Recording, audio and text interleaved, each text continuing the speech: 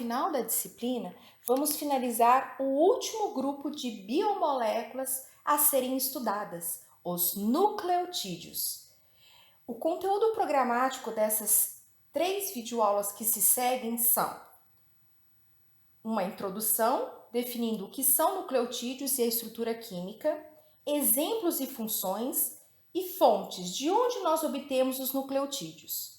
Numa próxima videoaula, vamos falar sobre a síntese dos nucleotídeos. E na terceira videoaula, vamos falar da degradação de nucleotídeos e também uma breve apresentação sobre a doença da gota, que está relacionada ao catabolismo dos nucleotídeos, mais precisamente a degradação da adenina e da guanina, que são as bases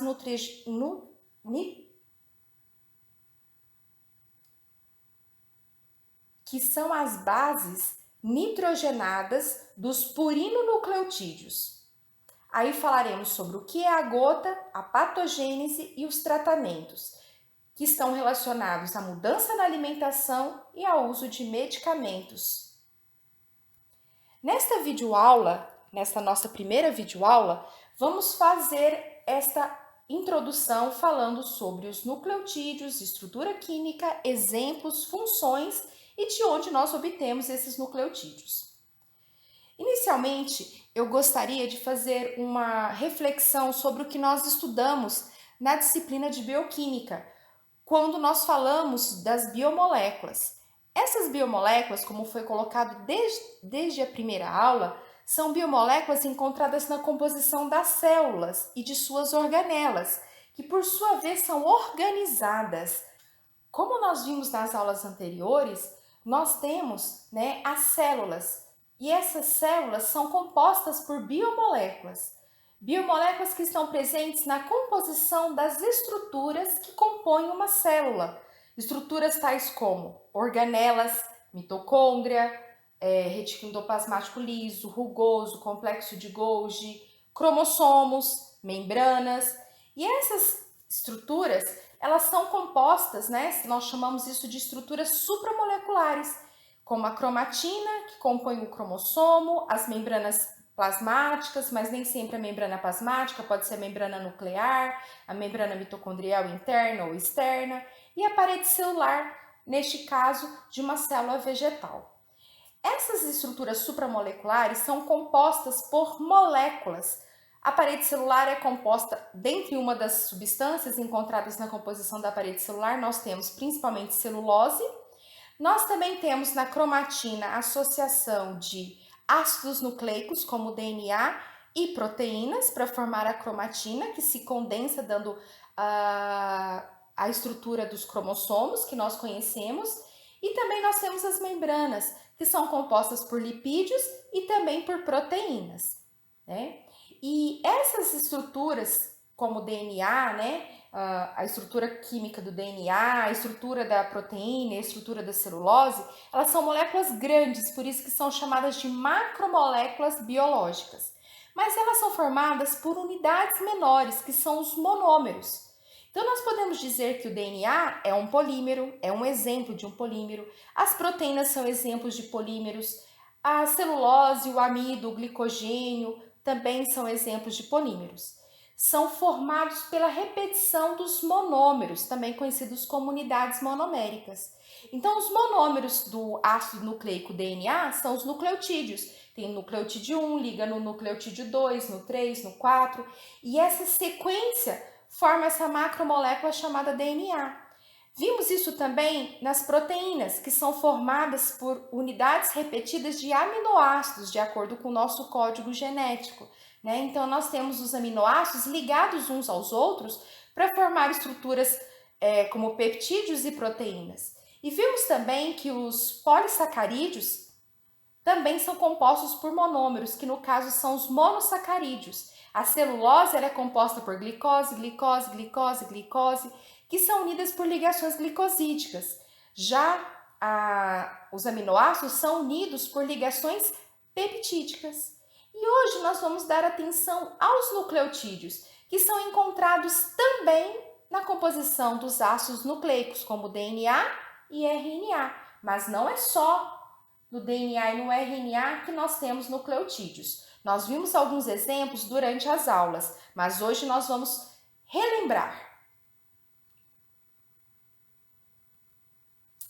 Quais são os exemplos de nucleotídeos, além dos que existem no DNA e no RNA? Eu como nucleotídeo? Hoje eu comi na minha refeição nucleotídeos?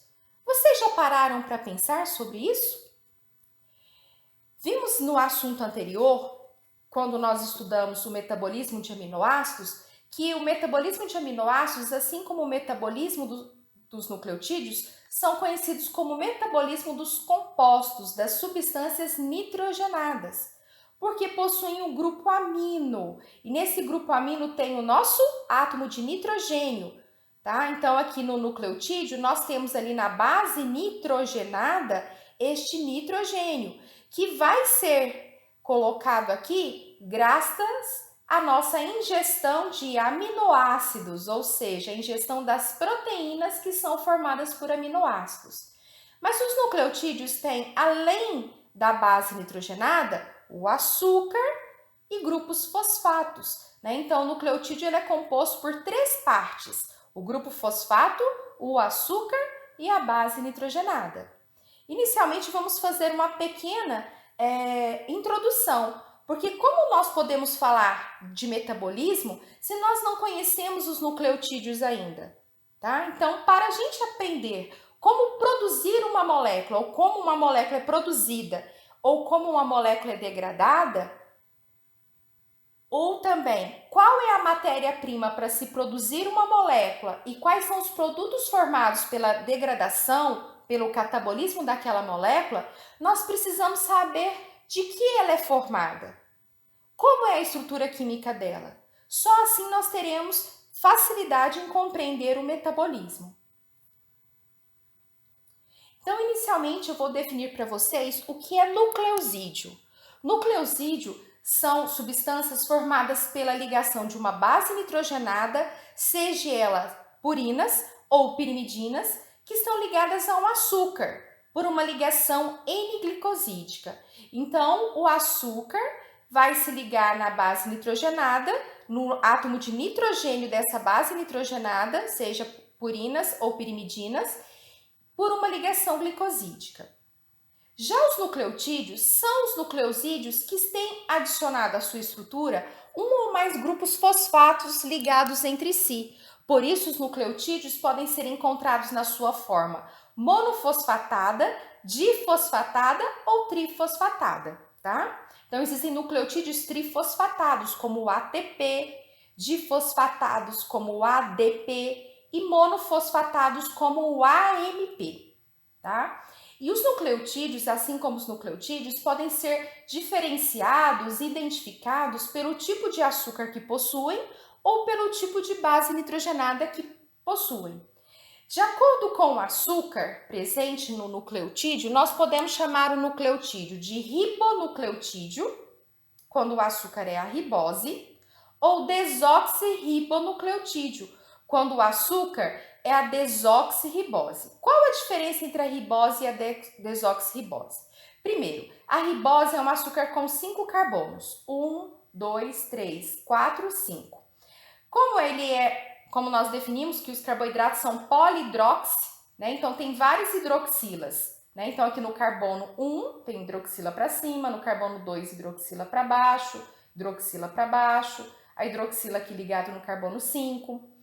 Neste carbono número 2 aqui tem uma hidroxila. Já na desoxirribose, nós não temos no carbono número 2 uma hidroxila. Então, esse carbono aqui, ele é mais reduzido do que o carbono 2 da ribose. Essa é a diferença que existe entre a ribose e a desoxirribose.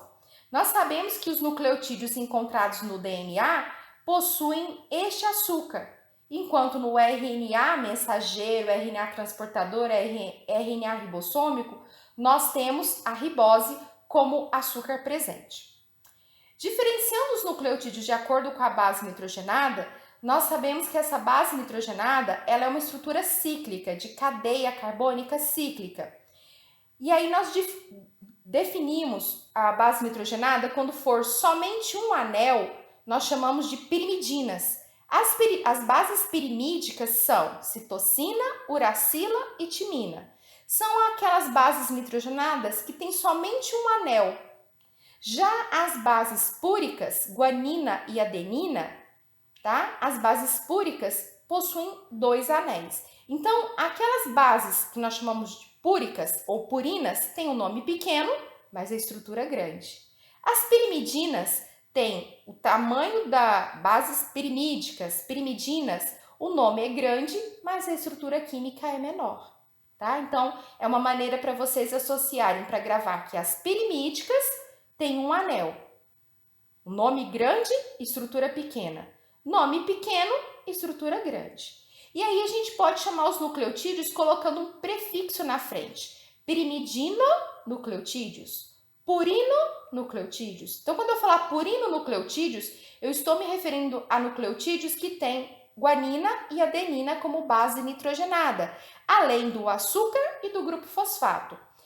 E quando eu falar pirimidino nucleotídeo, eu estou me referindo a nucleotídeos que têm citosina, uracila e timina como base nitrogenada, além do açúcar e do grupo fosfato, que pode ser 1, 2 ou 3. Aqui tem uma estrutura para nós conseguirmos memorizar essa composição, essa estrutura básica dos nucleotídeos. Então, o nucleotídeo tem que ter no mínimo um grupo fosfato, o açúcar, que é uma pentose, e uma base nitrogenada. Já o nucleosídeo não possui o grupo fosfato, possui somente a pentose e a base nitrogenada. E aqui, né, mostrando essa presença aqui do grupo fosfato, e aqui no nucleosídeo a ausência do grupo fosfato. Portanto, ali o carbono número 5 tem uma hidroxila, já aqui não tem essa hidroxila. No lugar da hidroxila foi ligado o grupo fosfato, que possui carga negativa, PO4 menos 2. E quem são as bases nitrogenadas? Como eu disse para vocês, as purinas, adenina e guanina, possuem estruturas grandes, né? Porque são 2 anéis contendo ali os seus nitrogênios. Já as pirimidinas possuem um nome grandão, mas a estrutura é mais simples no quesito quantidade de átomos, tá? Então, as bases nitrogenadas são substâncias heterocíclicas, porque hetero é diferente, cíclicas. Então, vocês estão vendo que são estruturas cíclicas, mas possuem átomos diferentes de carbono. Então, esse átomo aqui que é diferente, ó, carbono, carbono, nitrogênio, carbono, nitrogênio. Esse aqui é o heteroátomo, o átomo diferente do anel. Então, por isso que são substâncias heterocíclicas, nitrogenadas, cujos anéis contêm carbono e outros elementos químicos. Essa tabela ela é muito importante, tá? E seria como sugestão que você escreva essa tabela e estude, faça a leitura dela. Então, aqui nessa primeira coluna nós temos a estrutura, na segunda coluna, né, dessa tabela nós temos o nome da base nitrogenada, aqui o nome do nucleosídeo, lembrando que nucleosídeo é a ligação do açúcar com a base nitrogenada. Já o nucleotídeo, ele tem a base nitrogenada, o açúcar e o grupo fosfato. Então, adenina. Quando eu ligo a adenina na ribose, eu vou formar adenosina. Quando eu ligar nessa adenosina um grupo fosfato, eu já tenho um nucleotídeo chamado adenosina monofosfato, que é conhecido como AMP. Professora, mas como que eu produzo o ADP e o ATP? É só adicionando, aumentando a concentração, né, a quantidade de grupos fosfatos naquela estrutura química, então que é monofosfatado. A guanina, quando se liga na ribose, forma um nucleosídeo chamado guanosina. E quando a guanosina recebe um grupo fosfato, vai formar guanosina monofosfato, que é conhecido como GMP. Tanto o AMP como o GMP, por possuírem adenina e guanina, os seus 2 anéis, nós chamamos o AMP e o GMP de purinonucleotídeos. Já os nucleotídeos CMP, UMP e TMP possuem somente, as bases nitrogenadas são essas que possuem um anel, né? Então, o CMP, UMP e TMP são chamados de pirimidino nucleotídeos. Agora eu vou fazer a seguinte análise. O nucleotídeo CMP, citidina monofosfato, quando perder um grupo fosfato, o que a citidina monofosfato vira? O nucleosídeo chamado citidina. Quando a citidina perde a ribose, vai sobrar só a base nitrogenada chamada citosina. A mesma coisa com a uracila. Se eu tenho uridina monofosfato, UMP, eu estou falando do nucleotídeo. Quando o nucleotídeo perder o grupo fosfato, vai sobrar a base nitrogenada ligada na ribose. Então, eu tenho a uridina, que é um exemplo de nucleosídeo. Quando eu tiro a ribose, sobra para mim só a base nitrogenada uracila. Vamos a uma outra análise. A timidina. A timidina é um exemplo de nucleosídeo. Quando eu tiro dela a ribose, sobra só a base nitrogenada timina. Quando eu adicionar na timina a ribose, eu formo o nucleosídeo timidina. Quando eu adiciono um grupo fosfato, eu formo a timidina monofosfato, conhecido como TMP. Então, todos esses aqui são monofosfatados, mas a partir do monofosfatado, a nossa célula consegue produzir o difosfatado e o trifosfatado. Quais nucleotídeos existem e quais são as suas funções? Aqui tem uma tabela mostrando que os nucleotídeos, como os nucleotídeos do DNA, que é um exemplo que vocês já conhecem, ele tem como função armazenar a informação genética, tá? Daquela pessoa, daquele indivíduo, daquela espécie. Já os nucleotídeos do RNA mensageiro, do RNA transportador e do RNA ribossômico têm como função ajudar na síntese das proteínas. Então, essas informações aqui, essas funções, elas são muito estudadas e trabalhadas dentro da disciplina de genética, que também é um conteúdo da bioquímica, mas como abordado na genética, nós deixamos para essa disciplina de genética. Vamos agora citar as funções, desses outros nucleotídeos. Nós vimos ao longo da disciplina que o NADPH, que é produzido na via das pentoses, ou NADH, que é produzido tanto na glicólise, no ciclo de Krebs, na conversão de piruvato para acetil-CoA, na beta-oxidação, o FADH2, produzido no ciclo de Krebs e na beta-oxidação, a coenzima A, são exemplos de nucleotídeos que ajudam as nossas enzimas, Portanto, eles são coenzimas, são cofatores enzimáticos. Tá? Então, os nossos cofatores orgânicos nós conhecemos como coenzimas. Então, NADH, NADPH, FADH2, tá? Coenzima A são coenzimas, ou cofatores enzimáticos. O ATP e o GTP são moléculas que são usadas, exemplos de nucleotídeos que são usados como fonte de energia. Vimos que no ciclo de Krebs, o nucleotídeo que é fosforilado não é o ATP, e sim o GDP que vira GTP. Mas há títulos de cálculos de quantos ATP são produzidos na oxidação da glicose ou de um ácido graxo, nós contabilizamos tudo como ATP, mas o nucleotídeo que a enzima usa ali no ciclo de Krebs é o GDP, tá? Ele vai usar o GDP para produzir o GTP. Vimos lá no metabolismo de lipídios que quando ocorre a mobilização, precisa de o hormônio, a adrenalina, o glucagon, ele não entra dentro da célula. Ele gera a produção de um segundo mensageiro intracelular, que é o AMP cíclico, que, portanto, serve como sinalização intracelular, já que o hormônio glucagon, insulina, por exemplo, ou adrenalina, não consegue entrar dentro das células, eles atuam, esses hormônios atuam a nível de receptor.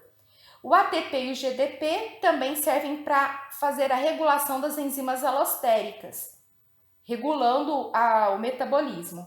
E aqui nós temos dois exemplos de substâncias que doam grupamentos químicos. Então, a adenosina 3'P5-fosfosulfato é uma molécula, é um nucleotídeo que doa grupo fosfato. Já essa adenosilmetionina, ela doa grupo metil. Então, nós temos muitas reações importantes que dependem de S-adenosilmetionina para fazer essas reações de metilação. Alterações nessas reações de metilação estão envolvidas em algumas situações relacionadas a alterações metabólicas. E nós também temos tratamento tanto para combater vírus e o desenvolvimento de células neoplásicas, ou seja, de tumores. Nós temos alguns nucleotídeos que podem ser produzidos em laboratório, por isso que são chamados de análogos sintéticos, que são usados no tratamento contra câncer. Então, tratamentos como quimioterapia, tá? E no tratamento contra o HIV, por exemplo.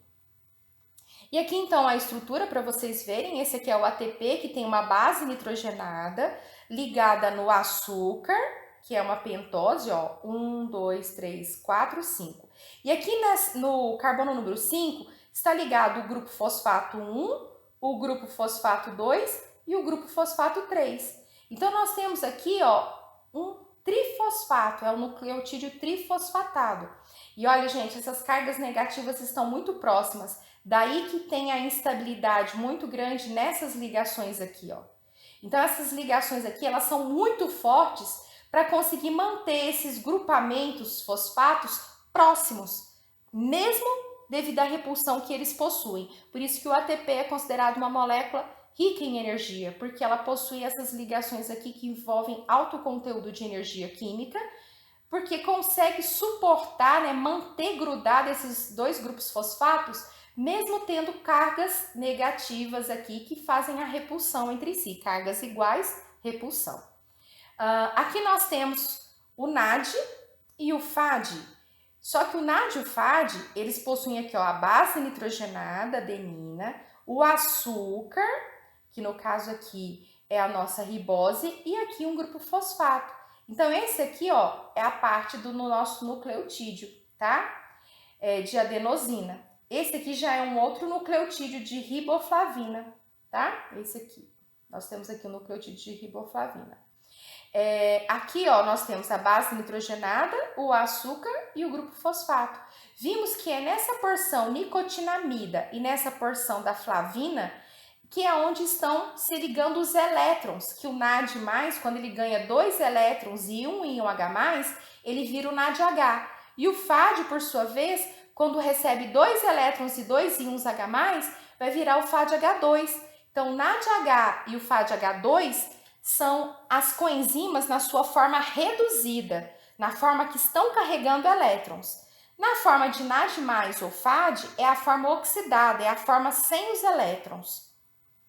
Aqui tem um exemplo de um nucleotídeo, ó, adenina, aqui o açúcar, só que esse açúcar tem um grupo fosfato aqui nessa posição, além daqui, mas não deixou de ser um nucleotídeo. Então, essa porção em azul é o nucleotídeo.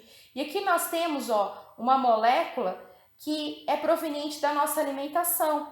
E o conjunto de tudo isso aqui forma a nossa conhecida coenzima A. Então, a coenzima A é uma molécula muito grande.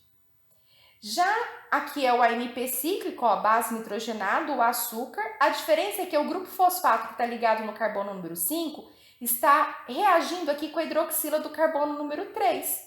Por isso que ele é chamado de AMP cíclico. E esse aqui é o GMP cíclico, tá? O grupo fosfato do carbono 5 reagindo com a hidroxila do carbono 3, formando essa estrutura também, por isso que chama AMP cíclico ou GMP cíclico.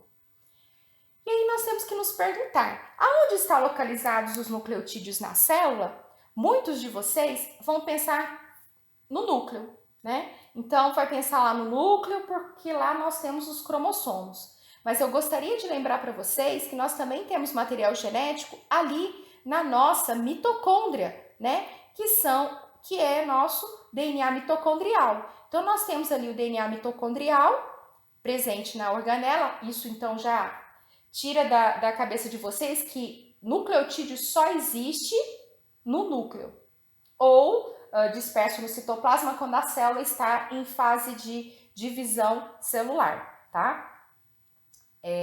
Uma outra colocação é que nós também temos outros nucleotídeos, tá? Aqui eu falei do DNA, né, presente no cromossomo e no DNA mitocondrial, mas você também não pode esquecer que nós temos um RNA mensageiro que é formado dentro do núcleo e depois esse RNA mensageiro é mandado para o citoplasma, aonde vai acontecer a síntese das proteínas. Nós temos os ribossomos, que também são formados por RNA, o RNA ribossômico e proteínas, e nós também temos o RNA transportador, que transporta aminoácidos. Então, lá no citoplasma também tem presente nucleotídeos, presentes ali nos RNAs.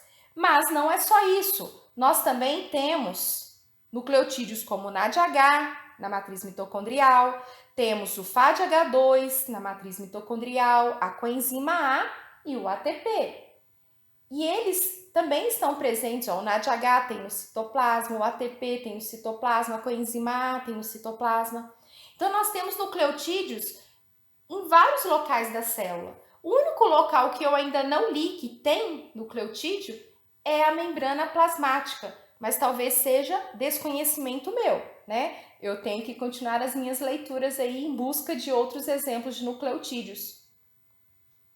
Então, os nucleotídeos são mais que responsáveis pela informação genética do indivíduo, das espécies, e auxiliar a produção de proteínas. Então, é muito mais do que informação genética e produção de proteínas. Nós temos nucleotídeos ajudando no metabolismo, no funcionamento da célula.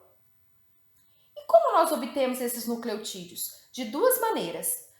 Nos alimentando, que aí durante a alimentação nós vamos fazer uma digestão, principalmente quando nós estamos falando de ácidos nucleicos. Então, quando nós comemos alimentos que são provenientes de um ser vivo, como uma alface, uma maçã, nós estamos comendo uma parte de um ser vivo. Quando eu como o pé de alface inteiro, incluindo as raízes, você está comendo um ser vivo inteiro. Mas quando você come uma parte desse ser vivo, você está comendo tecidos, que contêm células. E as células, nós acabamos de ver aqui que as células possuem nucleotídeos em várias partes dela. Então, nós nos alimentamos sim de nucleotídeos. E quando esses nucleotídeos estão na forma de ácidos nucleicos, eles precisam ser degradados para facilitar a sua absorção. Igual as proteínas são degradadas, os polissacarídeos são degradados, tá? E uma outra informação importante é que nós nunca ouvimos a nossa mãe falar que nós devemos comer aveia, que é rico em nucleotídeos, ou frutos do mar, que é rico em nucleotídeos. Por quê? Porque não há necessidade, não há obrigatoriedade de você comer nucleotídeos, uma vez que as suas células conseguem produzir os nucleotídeos. Então, nós conseguimos produzir adenina, guanina, citosina, timina e uracila. Nós temos enzimas para isso, tá? Então, os nucleotídeos não são essenciais, não são obrigatórios estarem na dieta.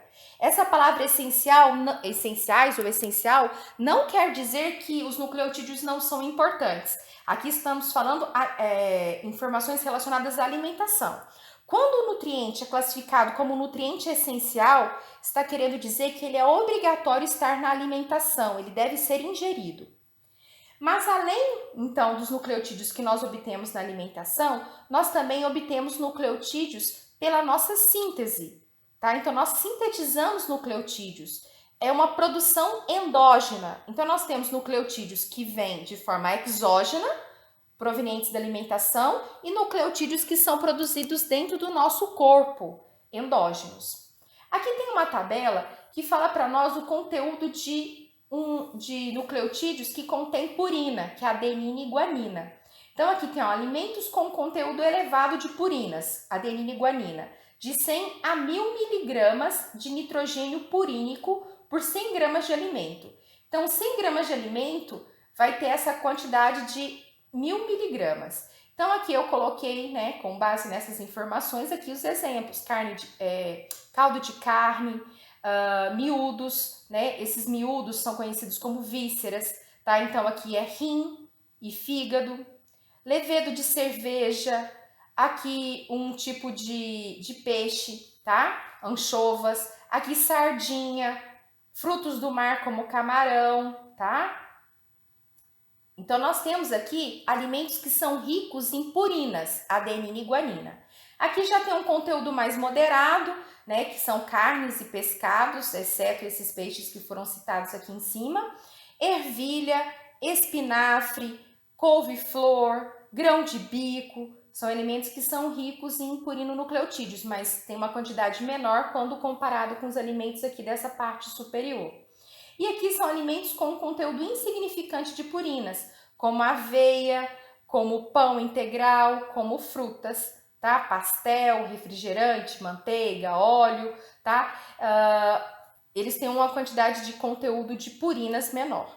Depois eu vou explicar por que eu estou falando desses alimentos. E como, então, que esses nucleotídeos ou os ácidos nucleicos são digeridos no nosso trato digestório após a nossa alimentação, tá? Então, nós temos inicialmente que os ácidos nucleicos, como DNA e RNA, são moléculas grandes, né? São polímeros e não conseguem ser degradados a nível estomacal, tá? Então, os ácidos nucleicos, eles resistem ao pH ácido do estômago. E eles vão ser degradados, então, lá no nosso intestino, por meio das nucleases pancreáticas e fosfatases intestinais. Então, as nucleases, elas vão quebrar o DNA nas moléculas menores que formam esse ácido nucleico, que são os desoxirribonucleotídeos, tá? Já o RNA vai ser quebrado nos ribonucleotídeos. Aí vem entrar em ação as fosfatases para tirar esse grupo fosfato. E nós vimos anteriormente, há pouco, que quando o nucleotídeo perde o grupo fosfato, ele vira o tal do nucleosídeo. Por que é importante tirar o grupo fosfato, tá? Porque a presença do grupo fosfato, que tem aquela carga negativa, não permite que o nucleotídeo consiga atravessar a membrana, né, ali que reveste a mucosa ali do intestino. Então, os nucleotídeos não são absorvidos, por isso que as fosfatases entram em ação para tirar esse grupo fosfato. E aí sobram os nucleosídeos, que podem ser absorvidos, né, sem maiores problemas. Mas ainda existem outras enzimas que podem quebrar os nucleosídeos, seja desoxirribonucleosídeos ou ribonucleosídeos, nos elementos que o compõem, que são os açúcares, no caso do RNA, a ribose, no caso do DNA, a desoxirribose, e as suas bases nitrogenadas, sejam purinas ou pirimidinas. Portanto, pessoal, essa foi uma pequena introdução para nossa próxima videoaula, onde nós vamos estar falando, na próxima videoaula, vamos falar sobre como que os nucleotídeos são produzidos, tá? Vamos falar da síntese dos pirimidinonucleotídeos, dos purinonucleotídeos e também dos ribonucleotídeos e desoxirribonucleotídeos. Lembrando que um ribonucleotídeo, ou seja, aquele nucleotídeo que tem ribose, ele pode ter uma base nitrogenada púrica ou pirimídica. A mesma coisa os desoxirribonucleotídeos. Aquele nucleotídeo que tem a desoxirribose pode ter uma base nitrogenada púrica ou pirimídica. Aguardo vocês para a videoaula 7.1, nucleotídeos, anabolismo.